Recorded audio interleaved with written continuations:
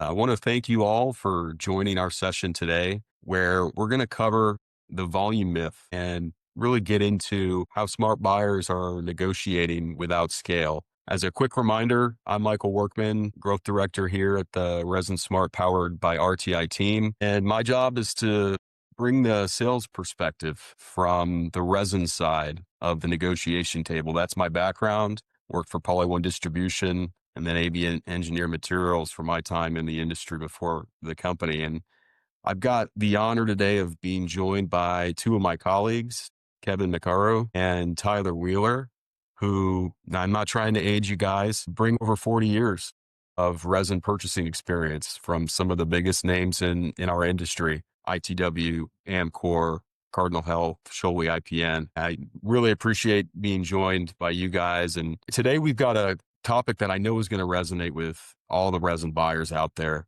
I want to start with you guys, Tyler and Kevin. How many times have you had conversations with resin salespeople and they hit you with those three words, the volume shaming? Too many to count, Michael. One too many times for me, I would say. That was a common excuse, and often the first step in negotiating in distribution was that volumes just aren't there. That was always a starting point, it seemed like, for the salesperson. Always the starting point. I mean, I wish I could say I was above having used it myself, but there were situations where, whether it be laziness or where I thought I had all the leverage, you start with that excuse. And, what the implication is that you don't buy enough volume is supplier speak for don't even bother, right? Don't even negotiate. And the whole premise of what we're going to talk through today is that shouldn't be the case. That shouldn't be your mindset.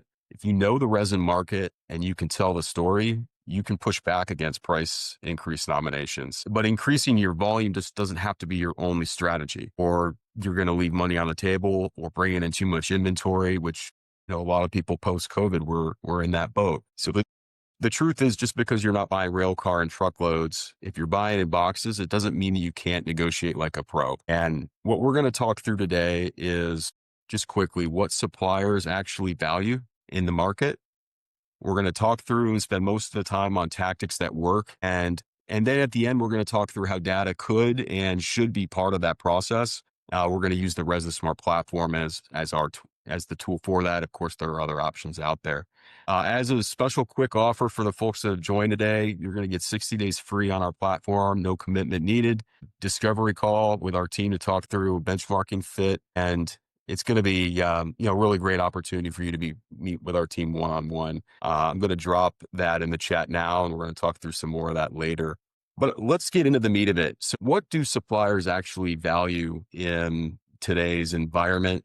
Volume is a part of the equation, but the volatility in the world, the more reliable that you can structure your business, that is way more important than size. We got to keep in mind that, yes, the economy is a little bit slow, and, a lot of folks are down right now on the processor side, but so are the other side of the folks on the table, right? The distributors and suppliers are under pressure with layoffs and poor earnings reports. And so what they're really looking for in this environment is predictability, the speed, understanding, someone that understands the market dynamics and can structure price accordingly. Yes, they want the lower maintenance accounts. So the more that you can position yourselves in that way is beneficial, but then the long-term potential as well. And we're going to get into that. So let's get into the tactics that work.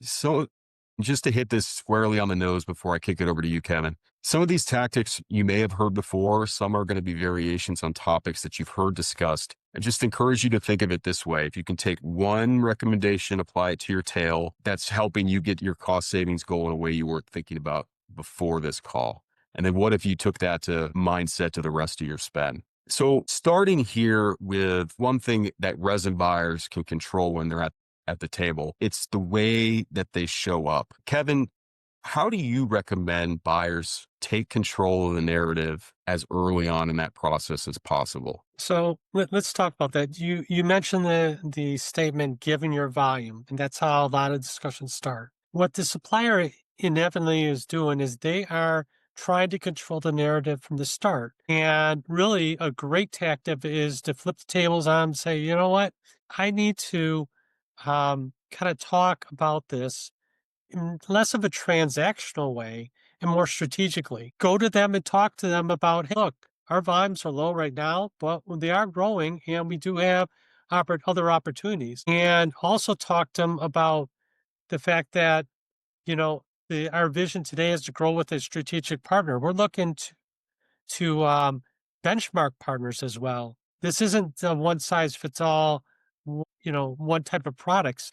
Making them understand the scope might be a lot larger than the one or two SKUs that they currently sell you of one type of resin. Yeah, that's super helpful, Kevin, and certainly a huge part of what you want to try to get as a buyer early. I know on the sales side, we were always taught and coached to be the ones to control that narrative. And so I think what you're talking about is just reframing that as early as possible, even if you don't have the most volume with that product line. Yeah, and they'll definitely look at you in a different light from that conversation on and the discussions in the meetings. So that's the best time to do it. And I would suggest face to face discussions. Face to face, of course, always preferred. I want to shift gears now and talk about the difference in the data, right? And the amount and the quality and the type of data. Almost always when I walked into the negotiation table from the sales side, I felt confident that I had,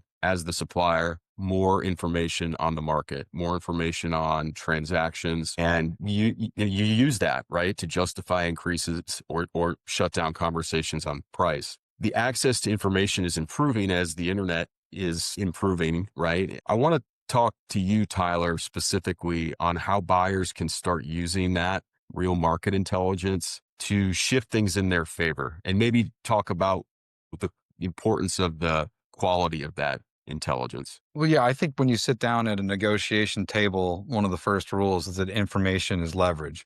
If you're very asynchronous in how much information your seller has versus how much you have as a buyer negotiating, then you're going to be under the thumb kind of during the entire thing. It's going to be tough for you to position yourself or ask challenging questions or even uncover information when the other party knows that they have that advantage on you. So I think, this goes back to one of the hardest questions I had to answer from, a really talented chief procurement officer that I had, which was, Tyler, how do we know we're paying the right price or a fair price? And we could talk about how much we saved this year on that price, but in some ways that only highlights that we were paying too much. So it's how do you benchmark that?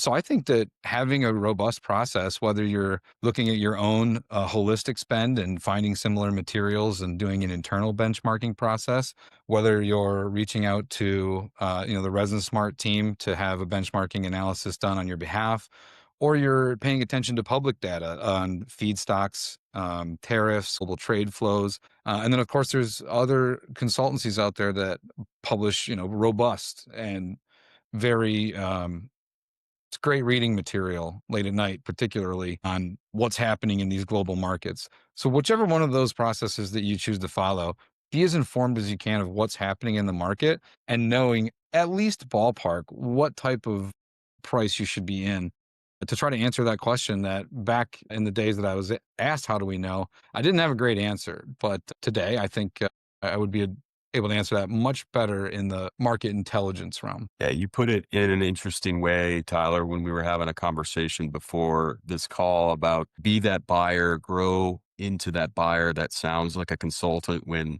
they're talking to either their clients or internally within organizations, right? And that's what you're talking about here is collecting that intel and being able to stack it up against, against the market in that way. Great stuff. Kevin, I want to kick it back over to you. When I think about one of the biggest misconceptions in buying is the only way to lower pricing is through more volume. But a lot of suppliers, as we've touched on, just they don't just want the size, they want certainty. I know at my prior company, we had a very heavy focus on the finance piece, and being able to predict was very, very important. So Kevin, I want to ask you, how can buyers use consistency and reliability as tactics, even if the volume isn't huge to negotiate price? So when we talk about the volumes being smaller, typically we would look at, some of the buyers are buying through distribution, and that's typical the way they're going to get their volumes, the small amounts. What distributors like is they like predictability on and they value that. So they can plan on their end to get the specific grade resin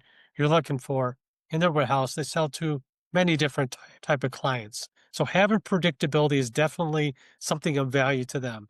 And that's something you offer and you can offer to them by giving them a forecast, giving them an idea of what the volumes might be month to month. And that's very helpful for them to plan versus volatility. The other thing is large scale volumes, they have a lot of volatility depending on product line. You look at construction industry, automotive industry, they go through a lot of swings. Sometimes some of these smaller volumes that we're talking about, they don't have as much volatility. So that is definitely something that gives an advantage to somebody that has a smaller volume as long as you can give them the predictability they're looking for. It really sets some expectations around the cadence and the timing. It could be a monthly meeting, just say, hey, look, just want to make sure that we're communicating properly. This is our volumes for the next couple months. Maybe it's quarterly meeting. Either way, it gives them the confidence that they can plan accordingly to get their product if they're going through distribution. And then finally, a lot of the larger buyers sometimes will have a fire drill where they say, oh my God, I can't believe this. I forgot to place my order. I need some more. If you increase the communication flow, there's a reduced likelihood that you're going to have a fire drill situation. And distributors and suppliers they like the fact that they can count on you to not give them any type of volatility in their process to rush an order and get it to you in time. So those are just some of the tactics that I think give the consistency that distributors and suppliers would like to see. I want to dive in a little deeper here, Kevin. I think this is great, but it brings up two different observations from my side. Again, from the perspective of somebody that's distributed and produced, we did talk about the terminology, and we're a clean language show here. So the PIA tax, paying in the, I think you can get the idea. That was definitely a thing that we had for small to medium sized buyers. If they were difficult to do business with and did some of the things that you were talking about in a negative way, that affected price and our willingness to talk about it. The other thing I wanted to just mention is, we had many conversations. We've got folks that are buying 5 to 10 boxes regularly every month, and being able to have that predictability at the end of the quarter, right? Maybe, who knows, that salesperson might be up against their goal, needing to count on that order, right? There are some things that you could do to get the volume shipped, to have some, a nice opportunity to talk about price. Whereas if you weren't thinking about it through that lens, you might not approach it that way. Those are all valid points. And like I said, anytime you can reduce the friction and the process is definitely going to make you a more attractive client or a customer to the distributor or supplier. I want to shift gears again and talk with you, Tyler, a little bit about involving your suppliers early in the process. There's still a lot of folks that treat suppliers just as vendors, specifications exchanged, ask for a quote. But, I think, again, this is an opportunity for some leverage to be built. Tyler, how can small buyers bring the supplier in earlier in the process, and how can that affect the price power position? Yeah, it always seemed to me that through the lens of the seller, if I were not buying significant volumes or I weren't one of those whale accounts, it was kind of like, all right, we got asked for a quote. Just give them whatever list price is and move on, because let's be real, this probably is not an account that's really going to be for us. But if you can bring them in and show them, no, there's other resin here, or there's other opportunities or growth or partnerships that maybe even through working together you can enable on the growth on the commercial end, that's when you can start to change their perspective of who you are as a buyer and what opportunities else there might be. Oftentimes, I think it's a great position for suppliers to be in, to be first at the table with an opportunity for, okay, you're designing a new part. Well, let us be involved in that. Use our equipment, use our resources.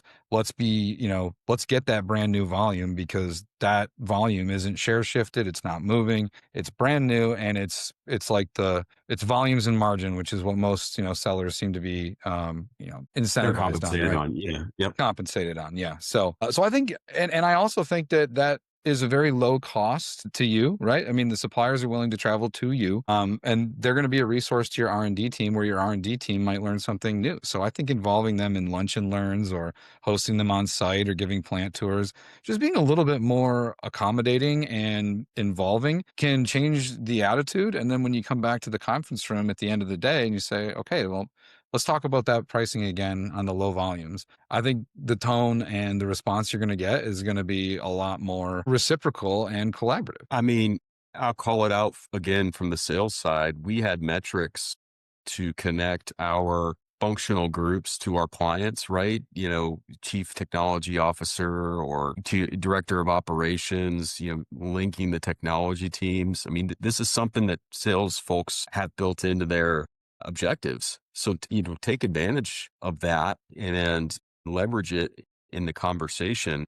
I also, Tyler, wanted to bring up the idea of bringing them early in the process allows you to contextualize the price, right? If it's early for a new program and you need to bring in several boxes of resin, let's acknowledge the thing that you said before, by the way, that they have list prices and then they have the second or third sheets, right? Like, you want to get off that list number, that list price sheet, however you can.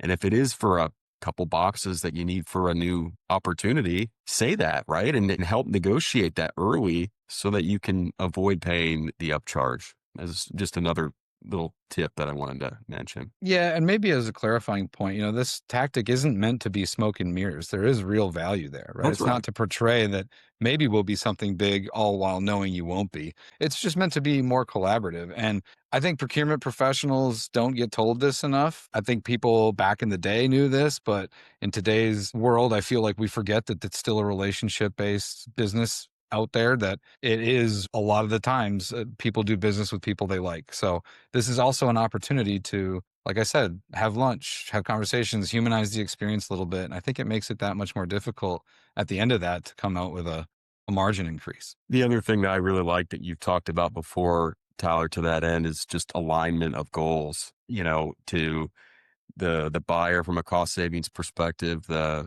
salesperson from a objective of volume and gross margin, right? There's a Venn diagram where that overlaps, and talking about that early on in the process, I think is certainly helpful. Wanted to shift gears again. We talked about being consistent with you, Kevin. So it's only natural that we go talk about the flexibility and why that's important. That's a tactic that can get overlooked by newer clients or newer folks to this space. The idea of being operationally flexible. Where have you seen that be successful in where you can get better pricing, through using that approach? So this kind of actually builds upon what Tyler just said. If your supplier likes to do business with you, more than likely you're going to have the ability to get some concessions. In the case of flexibility and trading flexibility for concessions, we're talking about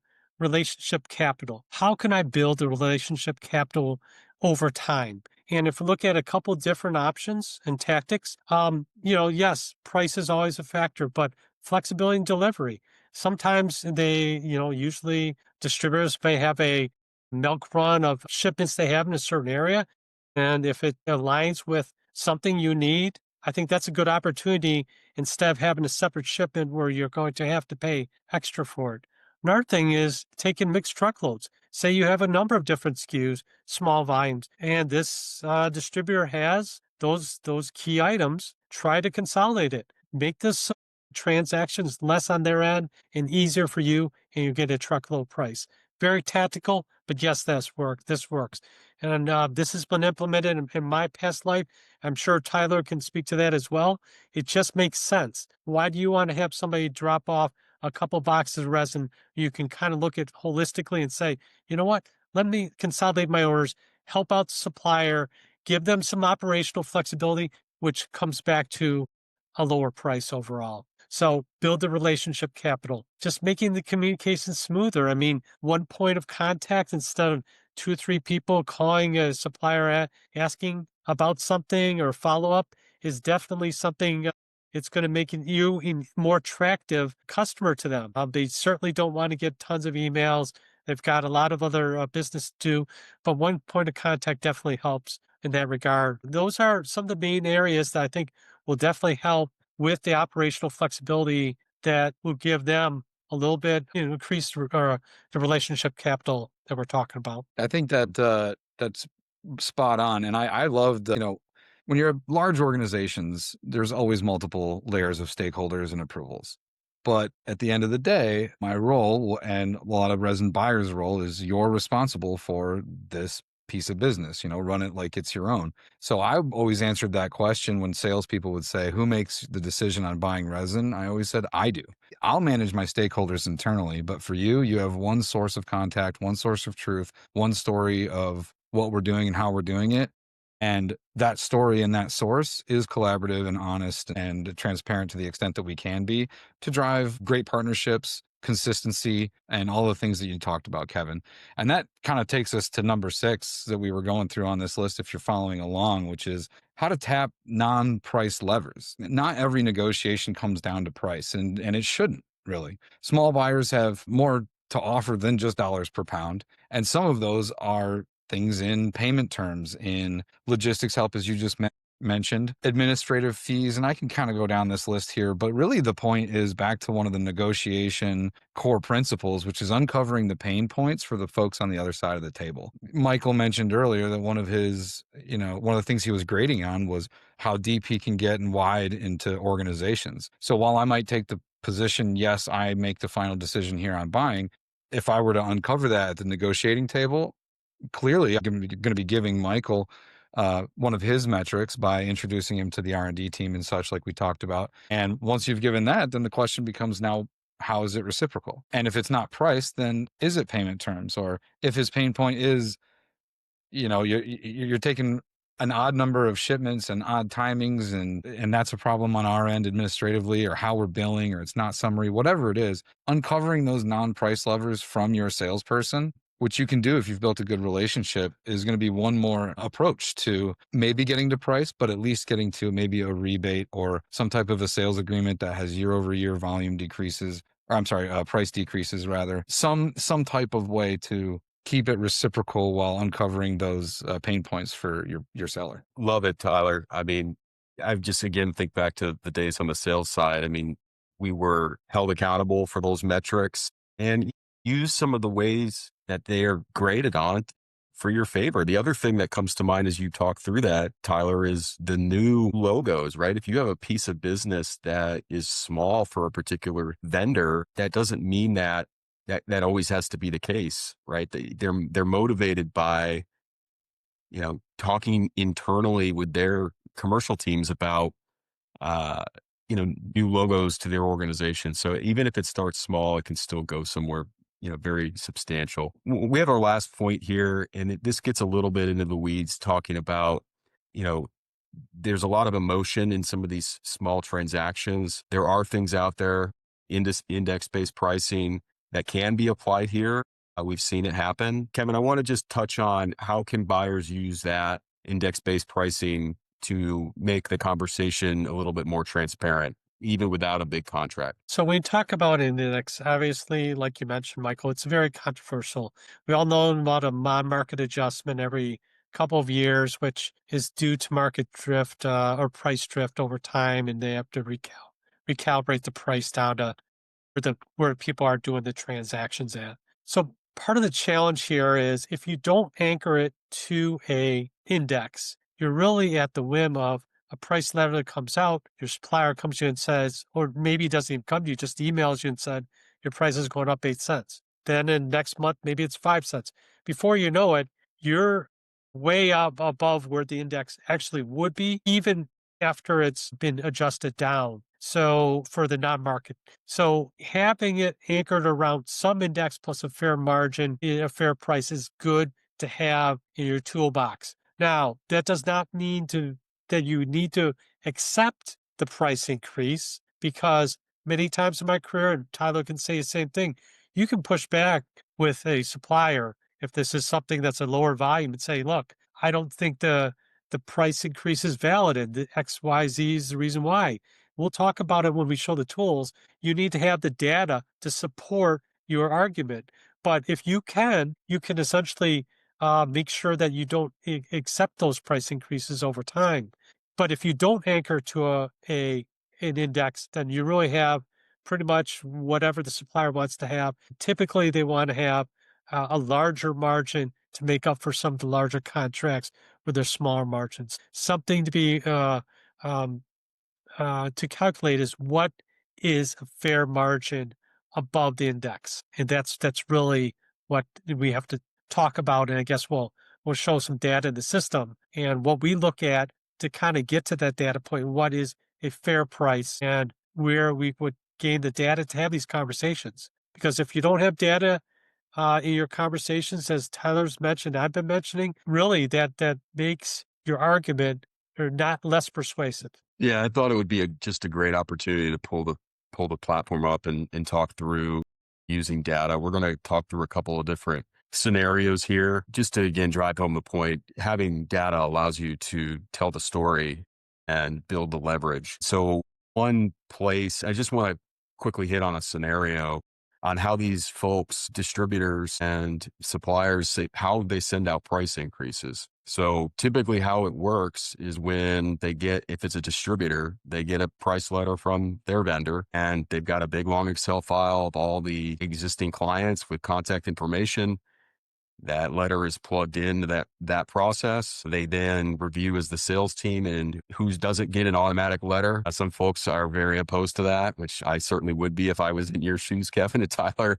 I wouldn't want to get the letter from an automated system. But those automated letters go out, right? And if you're a small buyer or you're perceived by the distributor or the vendor to be a small buyer in terms of the relationship, you're going to get one of those automated letters. And there's a chance that your price automatically went up and that perhaps that you've been paying more. And polyethylene is a great example of that. Kevin, we're going to talk about that. There were several months over the summer where polyethylene was supposed to go up, and it did for a segment of the market. But I think there are some data sets that we're going to look at that you all can use, right, to help push back against that narrative that polyethylene pricing went up. Let's just, Kevin, if you don't mind, I'll have you kind of walk us through the story for maybe an injection grade ID 9012 type product. Yeah, I mean, I guess I would start with we talk about inventory. Inventory is definitely something. It's supply and demand, right? So there's going to be a number of factors that affect supply. It could be the time of year, it could be a build, it could be some outages, it could be a weather event. But the key is, where do you see the trend? For example, in the chart that you're looking at right now, we've seen on the right side 3 consecutive months of gains. Cumulatively, if you look at, over year, we're over 1 billion pounds over where we were a year ago. That is basically saying the trend is too much inventory. There should be price declines instead of being flat. And that's where typically you see the price drift over time. So Yeah, looking at inventories, definitely. I just zeroed in on here, Kevin, just on the ID, and the story's Yep. the same, right? Very much of a build. I know the next thing, Kev, you like to look at is on demand and operating rates. Yeah, operating rates, when you see in that light blue line, if that is a lot higher than the demand rates was dark blue, and you see the green, we got conditional formatting on our tool, you know that basically the suppliers are overproducing to what the demand is. And if that trend continues, that inventory bill is going to get higher. And you're going to see typically on the spot market, those prices come down. But in the case of a lot of the smaller volumes, you're not necessarily buying on spot. You want to have some consistency in getting that product, even if though it might be low volume. You just need to have the awareness that the operating rates and delta between that and the demand rates give you less or more flexibility depending on where it is and what the trend is. What about the capacity piece of this? That's another big part of the story. right, Kev, is the capacity that's on hand, and it seems to continue to be building. Correct. We're in an industry specifically for polyethylene where there's more than a lot enough capacity available to produce for the North American needs and exports, which is highly exported for PE. If we look at the sales side each month and the production side, are they in conjunction? Are they meeting each other, or are they outpacing each other? In the case of the last couple of months, you can see that that production is outpaced sales, which is typically not a good situation from a margin perspective.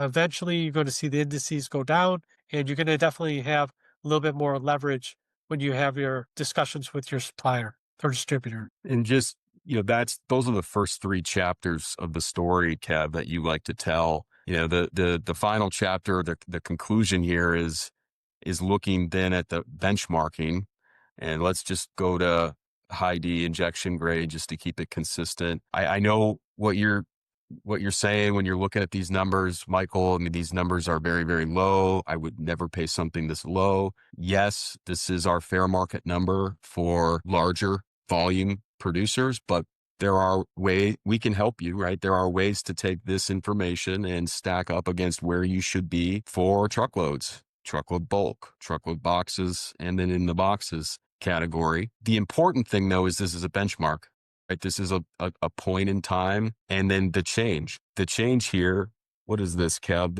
This is 6 cents total, and it's already come out of the market. That was in the first part of 2025. So if your price moved at all in the summer months in polyethylene, in an upward fashion, I should say, then you have a very legitimate story to push back on that. And you then take that piece of data and compare it against the forecast, which our team populates, then you can see the forward looking and help build that into your P&L process, which is we're that time of the year. I wanted to quickly show that same item for polypropylene.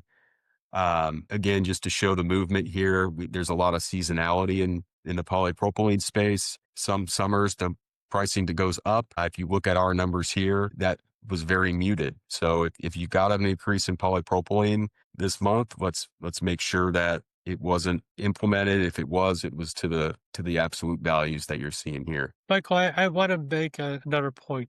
When Please. you have declining markets, they will fight hard to not give you the amount of margin back that they've continued to hold on to. So this is just not the indices. If you're buying something on spot or small volumes, you have to go back with this information and say, look, I know the market's been declining, and this is the reason why, X, Y, and Z. That gives your argument a lot of credibility to, like I mentioned, be persuasive for them to say, okay, we'll take that 3 cents off, that your price remained flat and instead of going down 3 cents or 5 cents or whatever it happens to be. So you can gain those back over time instead of having to fight for it maybe once a year or, twice a year. We can look at live time, real time to say when you should have those discussions. Excellent point. Excellent point, Kevin. And going to unshare my screen here. And yeah, I think that I think we're in a good spot. We're right on what we had planned for time for 40 minutes. In terms of just a quick recap, we talked through a few different topics today. Just to hit on the 7 again, just quickly, offering consistency and flexibility depending on the situation, leveraging market intelligence, ResinSmart being one place that you can use that. The importance of controlling the narrative was a big topic earlier, involving your suppliers early in the process and tapping those non-price levers or diving into price structures if that's what makes the most sense for your business. Again, I know I mentioned it earlier. If you join this call, you're going to get 60 days free ResinSmart platform. You'll get an email with your instructions on how to get signed up there. Kevin, anything else that we want to double click on before we I think the overarching theme of all the tactics that Tyler talked about and I talked about is going with confidence. Your volumes were something, you're purchasing it, your customer or your supplier works for you. And go in with that confidence, change the narrative, go have your data available. And again, make sure that you have face to face meetings. I personally think that's better when you're having these discussions because you'll have a little bit more leverage than just through emails. We all get emails and they're not as persuasive or they're not as convincing. Even a phone call is better than just doing emails back and forth. So that's what would say. And I would say a lot of confidence comes from being prepared. And part of being prepared, I would say, is putting pen to paper on a few of these. As you've heard these, write down a couple of them, or maybe go through each one of the 7 and write down a couple of sentences on how you would attack it or how you could apply that for you. Have that ready to go, and don't be ashamed to bring that into the negotiating table. I mean, that's your playbook. So I would say take what you've learned here and to put it into action, put pen to paper, and best of luck. Absolutely. Appreciate that, guys. I know one of the biggest things that resonated for me, just as a quick capstone for me, is the mindset shift. It doesn't have to, because you consider it small or medium size, doesn't necessarily mean that that is small to medium size to the supplier that you're buying. I mean, there are plenty of situations where that volume could be very important. You could be your salesperson's largest account, especially if they're new or they've split up territories. So, it's important to think through your situation in that regard. And then as you're walking into the table, like these guys have said, have your mindset plugged in the right way. I think we covered quite a bit. I would say this is a perfect time to have those conversations to build the relationship capital when the market is a little bit more on the downside right now. We all know it's going to swing back up. If you can establish that baseline in your relationship with the tactics that both Tyler and I talked about today, I think that is a perfect time to when it does come back, and it will. So you're positioned well to the upswing, and its supplier will view you differently. I think it's a great time to be a resin buyer. And if you want to know more about why, we're here to help. Absolutely. Well, thanks again, guys. It's always a pleasure that he gets to spend some time talking shop with you, and really appreciate everybody that joined. Like Tyler said, if you want to learn more about how we can help you, visit us at ResinSmart.ai, reach out to each of us individually. Be happy to talk through it, and have a great week. We will talk to you soon. Thank you.